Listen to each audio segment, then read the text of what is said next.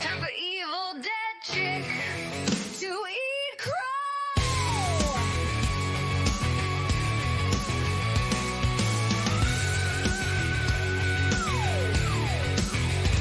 She can be wrong. She has been wrong and will continue to be wrong. So allow her this one indulgence or two or three. She's only human. So forgive her. Snap judgments. Her loose cannon mouth and her eye roll in response to the modern style. It's time, my friends, for evil dead chick to eat crow.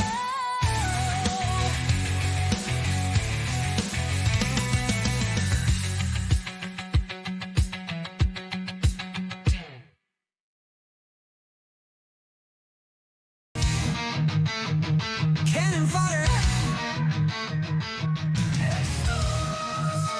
from your television screen with fury and force.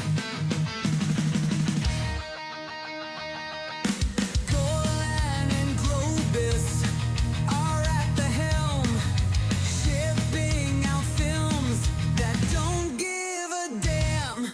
Strange and bizarre, comedic, insane, and even deliciously horrific. They're busting at the seams. Cannon Fodder from your theater screens with fury and force.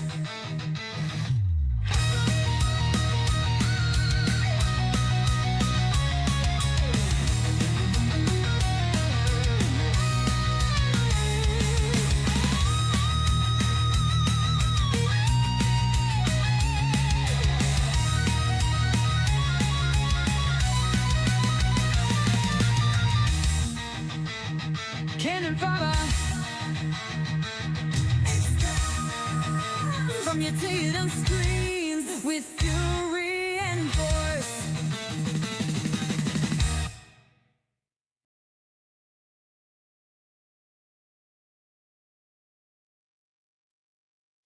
Howdy, gang. Might not have anybody tonight because I'm running extremely late once again with Cannon Fodder, but I really wanted to do this tonight. I just had a little trouble getting both of the movies watched in time because the second one was a little bit longer. But for those of you that don't get to watch this live, I thank you for those of you that watch it on the replay. If you are watching along and this thing's not, catching that people are actually watching, I want to thank you. But I kind of knew I might not have anybody because with these, it seems like I have more people if I have them earlier, if I have them around 8 o'clock. Plus, there may be other people that are doing things at this time of the night. And so I understand that people might want to watch somebody else rather than hear me talk about these Cannon films, but that's okay. The great thing is you can always watch it on the replay if you miss it live.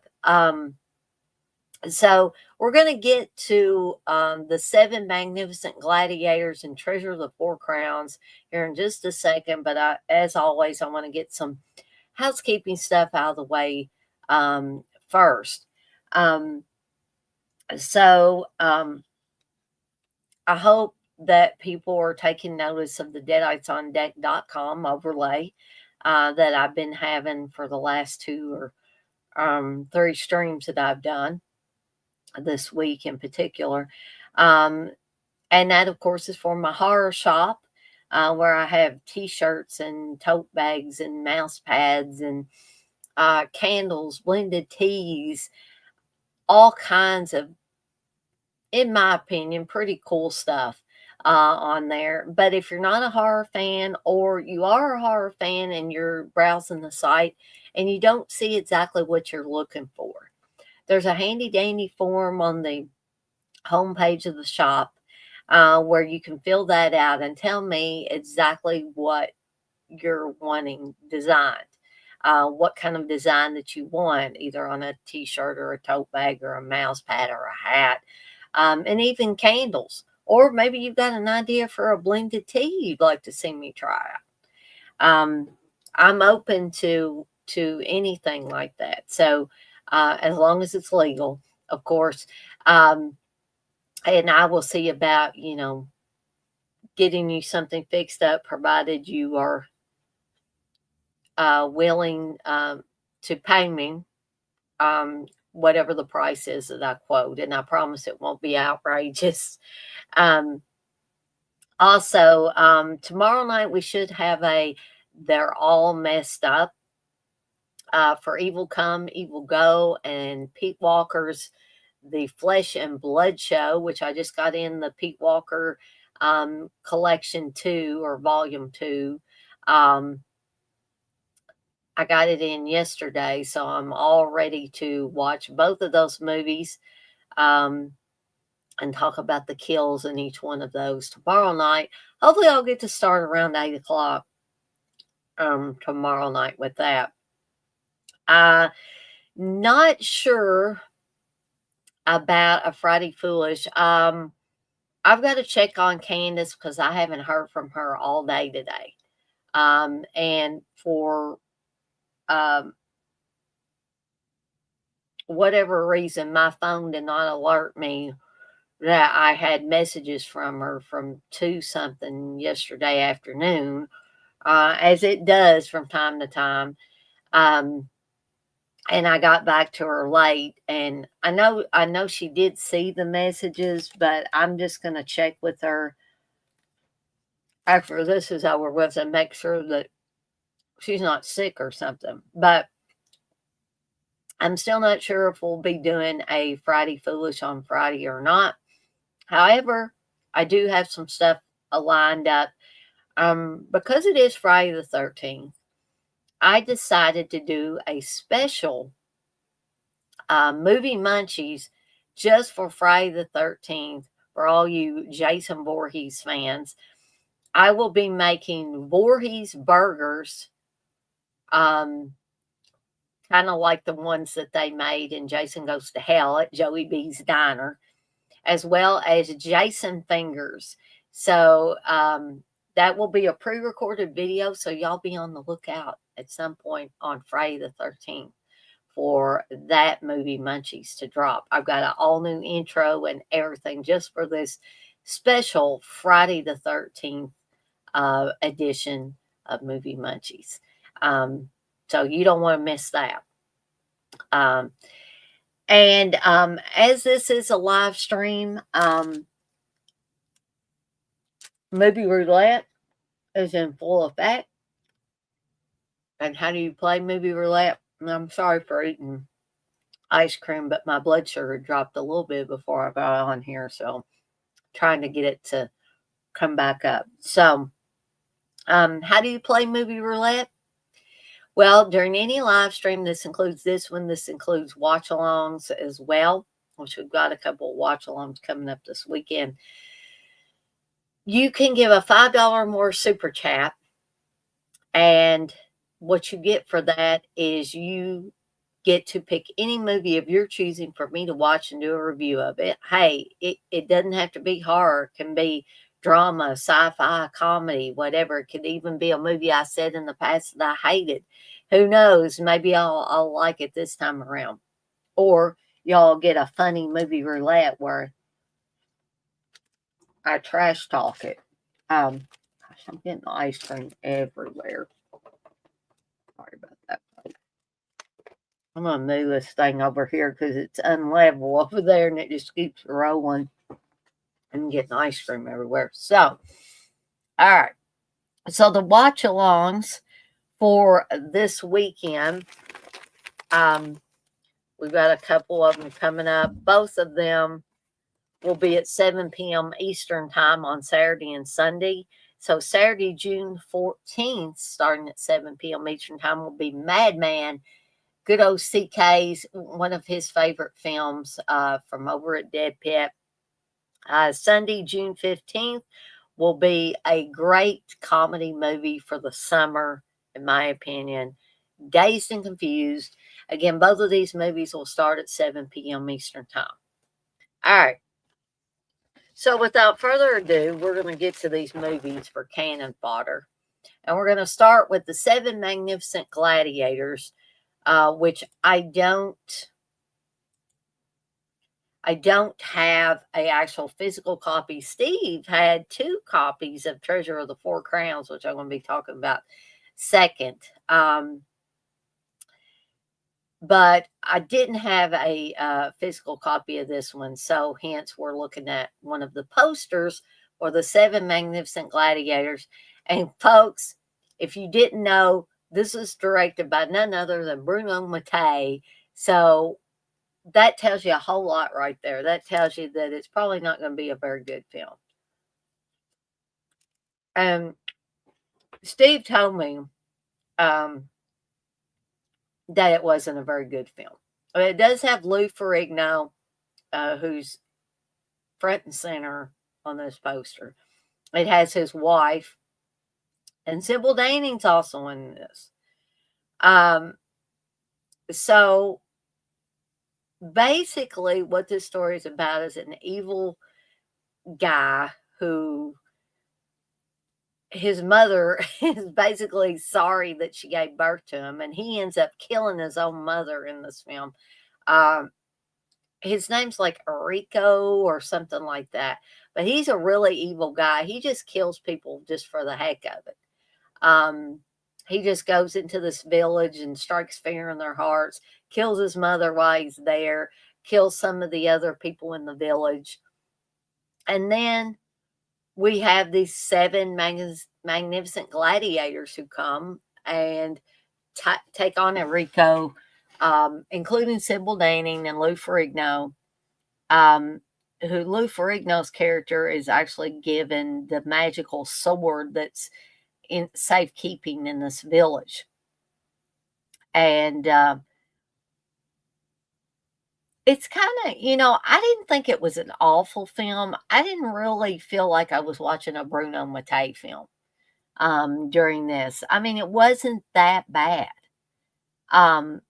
It wasn't fantastic, but I didn't think it was a awful movie. It was, it held my attention. It was interesting enough to hold my attention. And I mean, for you guys and gals that like to watch Lou Ferrigno and Sybil Danning on a film, you get to see a whole lot of both of those people throughout this film.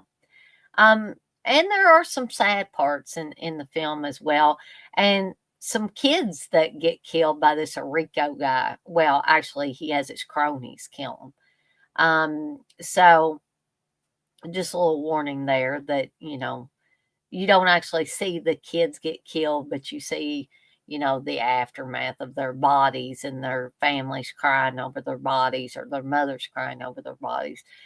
So it's not a movie that's all sunshine and roses and happy stuff, right? But decent film. Not one that I'm going to run right out and, oh, I got to watch that again. But to give it a review, or to give it a rating, rather, I should say, I'm going to at least give it 3 deadites out of 5. I definitely think it's worthy of that many deadites. And like I said, I didn't even feel like I was watching a Bruno Mattei film. I didn't even know this was a Bruno Mattei film until I actually started, looking more into it. So that's the 7 Magnificent Gladiators. And the next one, I actually have a physical copy because Steve actually has 2 copies of Treasure of the Four Crowns. This actually has a 3D option. I think you can watch it in the digital 3D, or you can use the red and blue anaglyphic glasses and watch it that way. But I did not. I watched it in 2D because um, I prefer the digital 3D for home, and me and Steve are currently without a 3D TV. Um, so I just opted to watch it in 2D.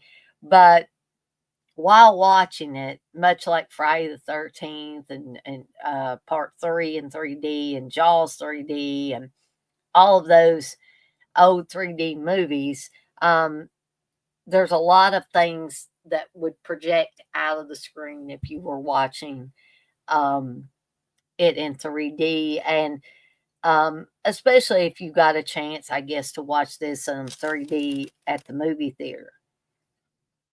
And I think that is a big draw for this movie because, I mean, to be totally honest, it wasn't an awful movie. It was a fun little adventure type movie, like a low rent Indiana Jones is what I thought of it as, because you have this guy JT Stryker at the beginning, and he is trying to get this key. Um, and he's attacked by dogs, a snake crawls over him, all kinds of things happen in this place where he's trying to get this key. And so he finally gets the key and he takes it back to the guys that hired him. And they want him to do more. They want him to get together a group of people to take this key. And hence, this is called the Treasure of the Four Crowns, because where they go, there are four crowns and they have to use this key on it. And they're trying to save the world from domination by a cult leader. Um, so at first, JT Stryker says, I'm not doing this. But then, the other people convince him. And so they go on a wild and woolly adventure in order to take on this cult leader and make sure that he does not take over the world. All right. So it's an adventure film. Like I said, it's like a low rent Indiana Jones rip off to me. Um, I didn't hate it, but it I was expecting more, I guess, was um, the best that I can say. I mean, I could see myself watching it again. I would like to watch it in 3D. Who knows? I might try the red and blue anaglyphic glasses just to see what it looks like. I'm not expecting much. But when me and Steve get the ability to watch 3D again, digital 3D, um, we'll be able to watch these things again. I think the next thing Steve's going to be getting in the way of 3D is a 3D projector. Um, and he says the good ones cost like $3,000. So we'll be waiting a little bit, but I'll have to let you guys and gals know how things are once we get one of those and we're able to watch our 3D stuff again properly. All right. So if I was to give a rating to this, I'm going to give this one 3.5. Again, please imagine that half. 3.5 deadites out of 5. Better than the 7 Magnificent Gladiators, mainly because of the novelty of it, I think, would be and if I was able to see it in 3D, I'd probably give it a little bit higher rating. Okay. But, so that is, I guess, all for me tonight. Be sure to tune in tomorrow night, hopefully around 8 p.m. Eastern Time, where I will be talking about Evil Come, Evil Go, and Pete Walker's The Flesh and Blood Show for for They're All Messed Up. And They're All Messed Up, like I've said before, seems to be a popular stream that I'm doing, as well as VHS Overload. I'm thinking about doing a new stream coming up called Horror Movie Rewind, where I talk about the movie goofs in different horror movies. And I'm going to be starting with An American Werewolf in London. So y'all stay tuned for that. But as always, I'm off like a dirty shirt. This shirt ain't dirty, but I'm off like one.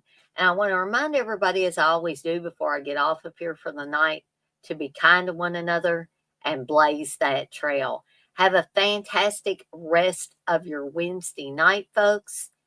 And I'll see everybody next time.